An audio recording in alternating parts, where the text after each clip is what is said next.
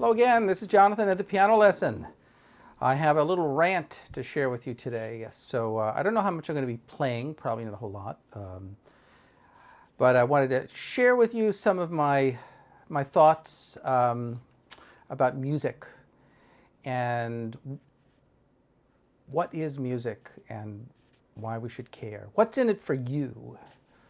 So what prompted this? I was having breakfast with one of my relatives, and we were this place often likes to play jazz on their overhead speakers. I was going to say radio, but you know we do have a jazz radio station, but there's hardly any left anymore. And just as a sidebar, I am not a big believer in or advocate of background music. I think it's a form of pollution, frankly, and it gives people the wrong message. It gives people the message that it's okay to listen to music when 1,000 other things are going on, which is not okay. Just like it's not okay to look at a painting on the highway while you're driving 50 miles an hour. That's why they don't have museums on the side of the highway so people can drive by like a billboard. It just can't really appreciate the work. And it's likewise with music. If you're going to listen to music, let's just start there. If you're going to listen to music, then listen. Sit down and listen. That's something that's just a rarity. I mean, it's just a rarity these days. And even, you know, I'm actually getting off on a tangent, but you know, one of my most favorite things to do, you can guess I'm a talker, but one of my most favorite things to do all my life was to talk to people and to talk on the phone, talk to my friends on the phone. And I grew up in a time when they didn't have cell phones, but we had, you know, landlines and dial-up phones, and I used to remember everyone's number because of how the dialer worked, and we'd kind of go like that. But you know, now almost no one calls you on the phone. I mean, the joke is, how do you know a telemarketer is calling? Because the phone rings. Because your friends aren't calling, and if you call them, they're not going to pick up. And they might text. And even the texting now is just very terse. It's, you know, I've had people text me when their like fathers die. You know, like that is not appropriate. I'm sorry, that is just. But a lot of people do stuff like that. So. You know, just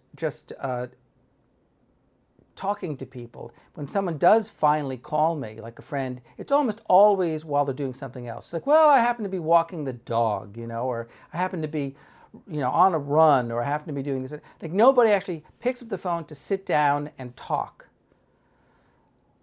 which I find sad. It's just really sad, and that goes along with music. You know, you can't expect to have audiences, and you can't expect to have musicians if people don't listen.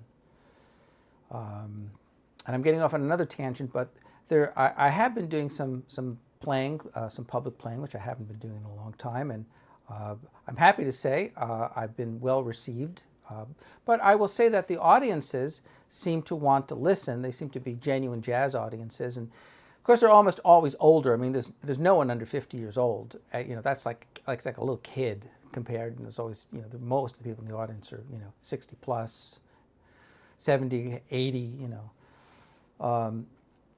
But anyway, I'm having breakfast and I'm listening to, I'm eating my breakfast, and there's some jazz on the radio. It's just kind of, I couldn't remember precisely what it was, but it was like a typical kind of bebop inspired jazz music. And my relative says to me, kind of gives me this look, this disapproving look, and he says, do you like this? Do you like this music? So when someone asks you a question in that way, right, it's not really a question, right? It's a rhetorical question. They already have the answer, right? But sometimes it's not 100% rhetorical. Sometimes it's a bit equivocal. In this instance, I sensed like about 5% that was 95% was sort of asking for confirmation, like, yeah, it's terrible music, you're right, but the other 5% was, was wondering, like, is there really am I missing out? Is there something to this that I don't know? I mean, now that's where the conversation began, because that's when I hear criticisms, I actually hear people wanting to know more. It's kind of like sales in a way. Almost the worst customer you can have in a way is a customer that's overly enthusiastic. Those are usually the worst. Now, people that object, this is kind of common knowledge. You can read any sales book, but when people object, what they're often really saying is, I need more information. That's really what they're saying. So you give them more information. Those are the people I'd much rather work with, generally. Generally you'll turn those people into customers faster than you'll get with people who are just overly obsequious or whatever. But I said, I was trying to explain that the reason I love music and the reason I listen to music is not so I can reconfirm what I already know. I mean, that's one aspect of not just listening to music, but living in general, right? We like to reconfirm things. We like to say, well, yeah, I like apple pie, and I like it with vanilla ice cream, and I'm going to order it again. And every time I order it, I'm going to enjoy it. Like, okay, fine. That's one way of doing it. But I love music because I love taking chances, and I love exploring and experimenting and the sense of possibility. I like music that draws me in. But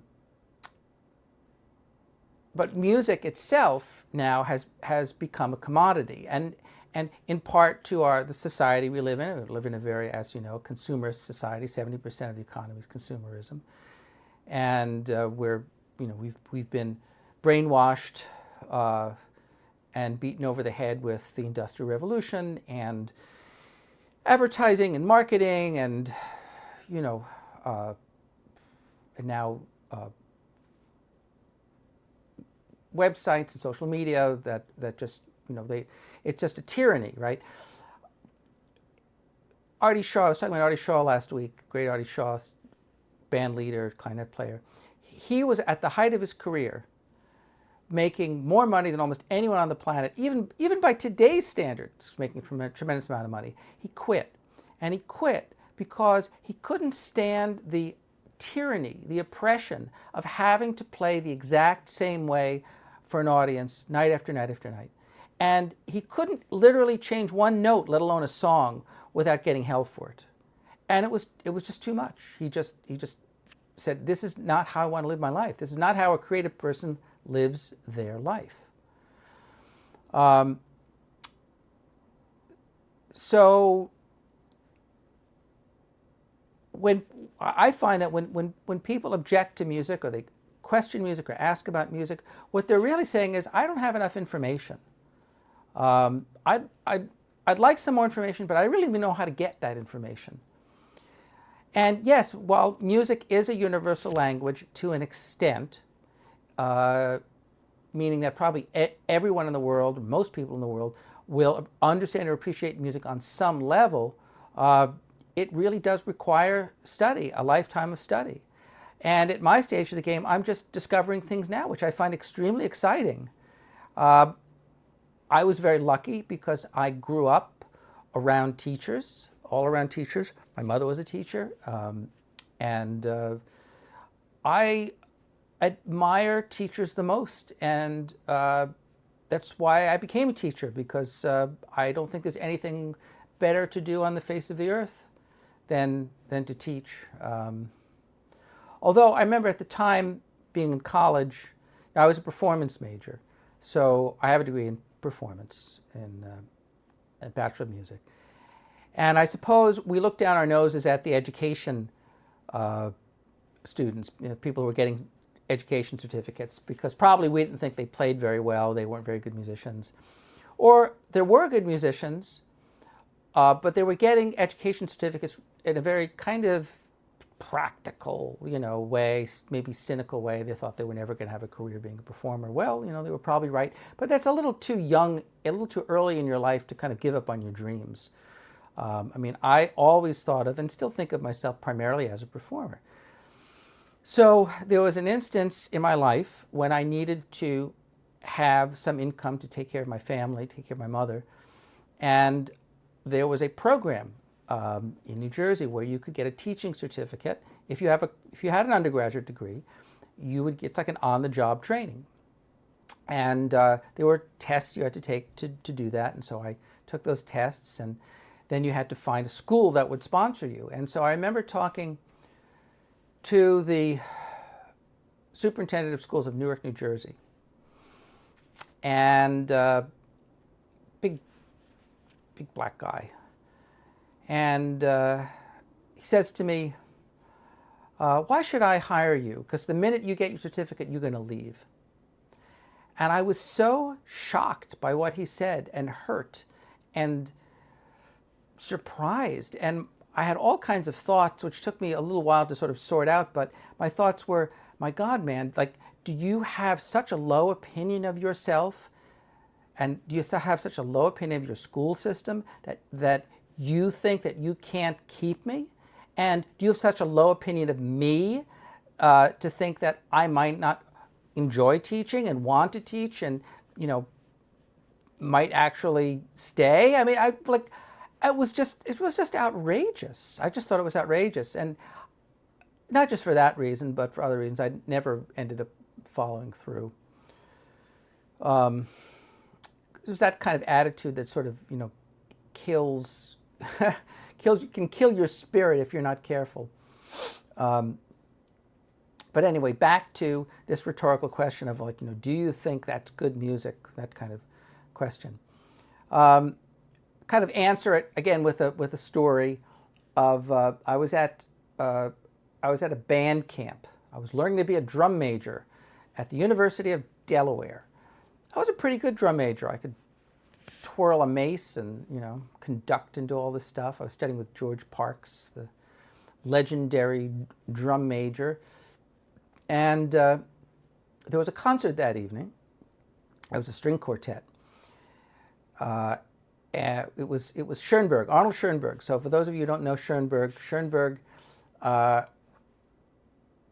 in my mind, he was at the forefront, certainly at the forefront of what we call serial music, or some people call it atonal. I don't care for that word. Serial is just sort of an innocuous description, but serial meaning numbers, right? Not breakfast cereal, but with an S. And the rule, for those of you who might not be acquainted, 12-tone composition.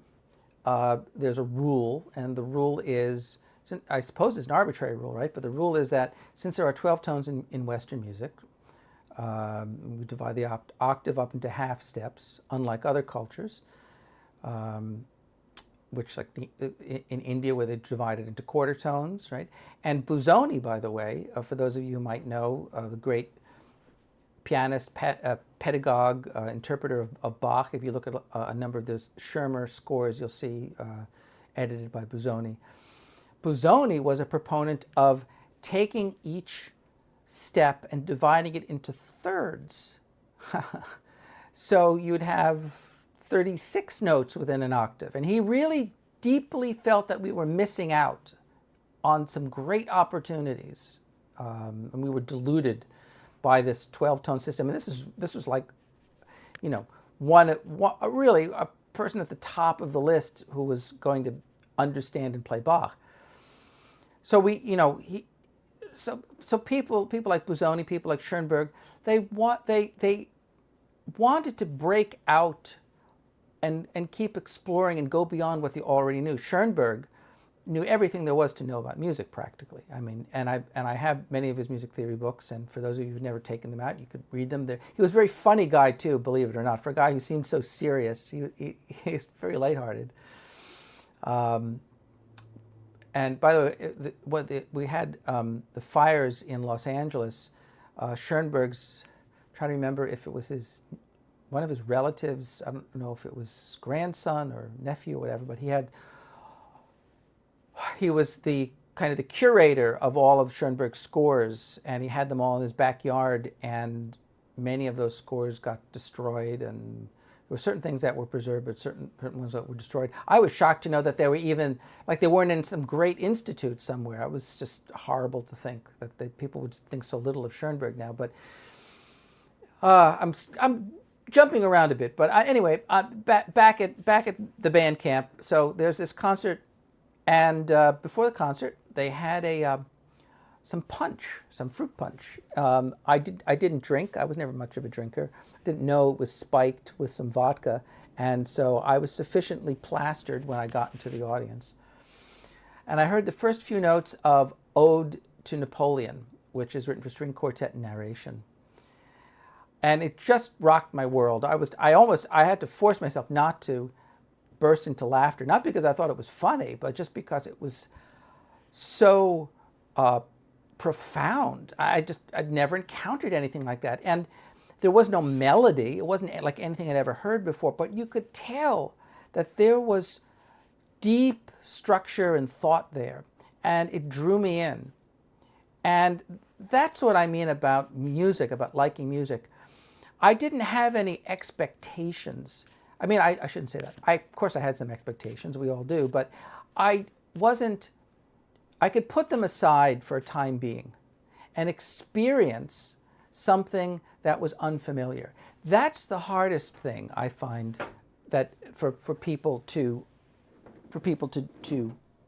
do, even though people say they want excitement and they say they want new experiences, but they really don't. They want familiar things. And if you don't give them familiar things, they get real mad, real fast. Because they're told they should want them, frankly. Or they do something completely crazy, and just like these jackass things where they, take a skateboard and fly off the roofs and hit their head, or, I don't know, something completely inane. So when I hear people playing jazz, the thing I'm really listening for, which actually is the thing Artie Shaw was listening for, is he said he wanted it just to hear. He doesn't care about whether he likes the music or he doesn't like the music. He just wants to hear if they know what they're doing. He wants to hear the music from a new perspective, from someone else's point of view. That's unusual. Most people don't want that. They want to hear their point of view echoed from someone else. And I'm really not interested in that. I know my point of view, and I'm not necessarily insecure about it. I know I have a lot of opinions. I know that they're not necessarily worth that much. I have them just like everyone else does. But that to me, when you say, is that good music? Well, it may take some time. It may take some time to learn and explore. And so to me, if someone says, well, do you think that's good music? Well, it means that the part of them thinks that there's something there. Otherwise, they wouldn't say anything, would they? They would say nothing. They would just go about their day. But they took the time out to complain. And if someone takes the time out to complain, you should take that as an opportunity, not be put off by it, and say, hey, why do you ask? I mean, I'm not gonna tell someone whether I think something good or not. And again, that's not even the point. Is basketball good or baseball good? I mean, first, to enjoy it, it helps to know the rules of the game, right? And I know nothing about tennis. I could watch tennis all day long and, complain that it's a stupid game. And someone would say, well, why do you think it's stupid? And because I don't understand it. That's why. I was like, well, why don't you learn the rules? Because I should know them. I should just not know. Why should you know the rules? And it might help if you play it a little bit, right? So people like sports. Even though sports are very regimented, right? I mean, sports are predictable in large part. You have a field, you have time limits, depending. With baseball, you have 9 innings, but baseball doesn't have to be 9 innings. It can go to 10 or 11 innings. So that's the jazz part of it, right? Well, maybe it'll go, maybe it won't, or it's like 2 minutes left to get, to score points on the court in a basketball game. And, that's the excitement about it. So the rules, there's a constant, the rules stay the same. But the variable is that, really there's infinite number of permutations, right? So if people don't go to see sporting events just so they can see the exact same thing played over and over and over again, right? Unless you're a student of sports, right? You're studying something and you want to know how a guy throws a football, and you're going to watch it like 500 times, or, hits a baseball, okay, but... So,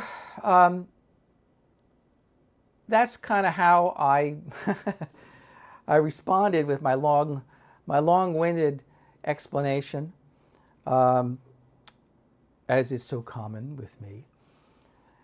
I don't know if he understood or not, but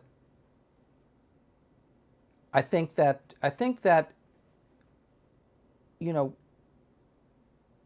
if you're interested in music, you need time to devote to it. You need an open mind, and you need to be curious. The fact that you don't understand something is completely irrelevant in the sense that, if you don't understand something, well, then eventually you'll understand it, or maybe you won't. There are a lot of things I still don't understand that I'd probably like to. But it's such an exhilaration. It's so exciting to learn something that you've been working on for a long time, and you finally achieve kind of a revelation, and you do it in your own way. You do it on your own terms, in your own time, and then it's yours, and no one can take it away from you. And then you build on that. That's the exciting part of it, and then it kind of becomes your subconscious. It was kind of funny the other night. I was sitting in at a local club here,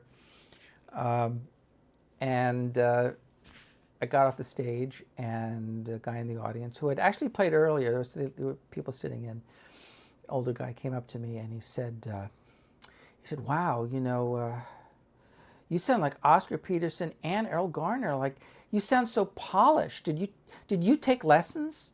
I was like, well, yeah, I did. Yeah, I did. I took a lot of lessons, and I studied for a very long time. It's like, so it doesn't come overnight. And I was very pleased that someone responded in that way. And I by no means claim to sound like Errol Garner or Oscar Peterson, although I'd like to think that I approach the instrument with a similar kind of joy and abandon. And I don't think anyone in their right mind would ever want to sound precisely like anyone else. First of all, you can't.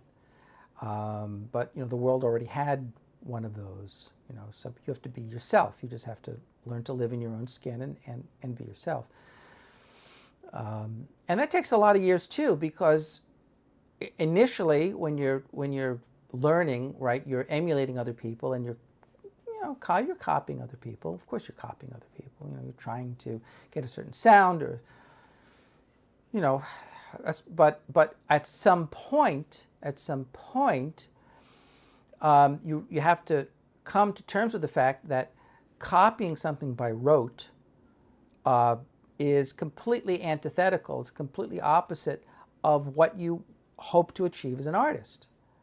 And the only option is to understand the underlying structure of what you're doing, like an engineer or an architect, right?